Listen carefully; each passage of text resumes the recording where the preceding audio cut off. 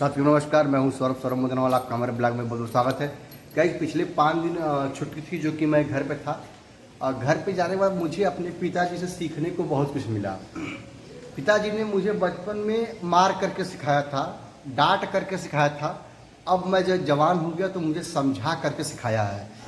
जैसे कि मैं उनके साथ जा रहा था अभी रविवार को कुछ रिश्ते को लेकर के गाड़ी पे बैठा था, तो उसने बोला कि उन्होंने बोला कि सीट बेल्ट लगा ले ताकि मेरे पास कुछ हो ही ना। तो ज़बरदस्ती उन्होंने सीट बेल्ट हमको लगवाया, अपने लगवाया।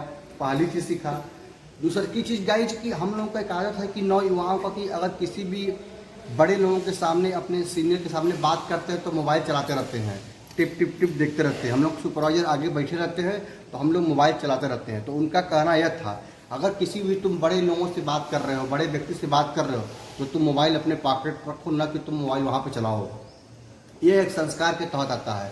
दूसरा चीज़ गाइड, हम रास्ते में चिलगम खा रहे थे। चिलगम खाते हुए कुछ लोगों से बात कर रहे थे, तो पापा बोले कि बेटा चिलगम को थूक दे, चिलगम थूक करके बात कर।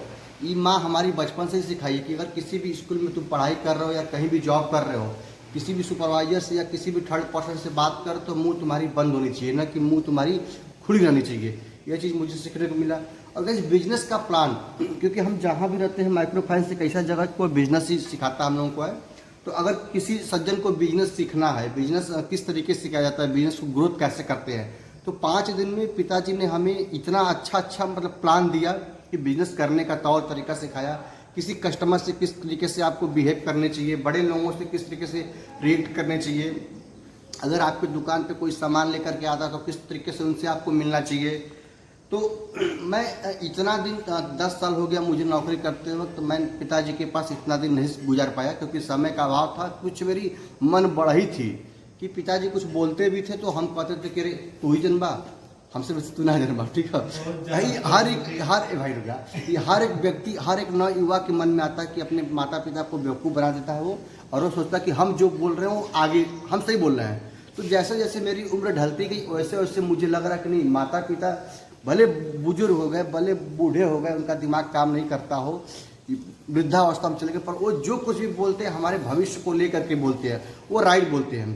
तो होता है जिससे मेरी उम्र जी 18 साल की थी तो लगा कि दुनिया में मैं ही चालाक हूँ, मेरे माता पिता पागल हैं, कुछ नहीं जानते हैं। अब मेरी उम्र 28-30 साल की हो गई तो अब मुझे लग रहा है, भैया आओ था ना कि हम भोकर रहने लगे।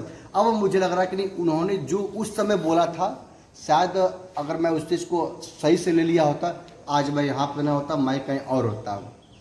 तो गाइस, पिछले 5 दिन में पिताजी के पास हमने भरपूर समय बिताया, बल्कि उनकी स्वास्थ्य संबंधित हमने सेवा भी किया। जा कर के आप देखे, वीडियो भी डाले।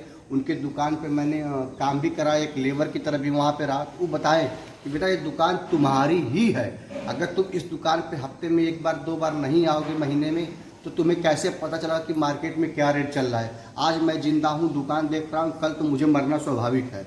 अगर कल मैं मर जाऊँगा तो दुकान पे जो पूंजी लगी है, दुकान में जो ग्राहक लगे हैं, जो हमें 2-4-10 गाँव के लोग जानते हैं, वो तुम आओगे तो लोग तुम्हें जानेंगे। तुम बंद कर दोगे, तुम्हारा नौकरी आज का है, कल का नहीं है। बिजनेस तुम्हारा कल का भी है, परसों का भी है। ऐसा कर, तुम महीने में 1 बार घर आओ तो तुम घंटे 2 घंटे के लिए हमारी दुकान पे भी आओ, ताकि तुम्हें जो है कि मैं कुछ चीज़ें दुकान से संबंधित बता सकूं और मैं तुम्हें पहचान करवा सकूं कि नहीं भाई, ये मेरा बड़ा लड़का है, इसका नाम सौरभ है। आज मेरी उम्र जो है 50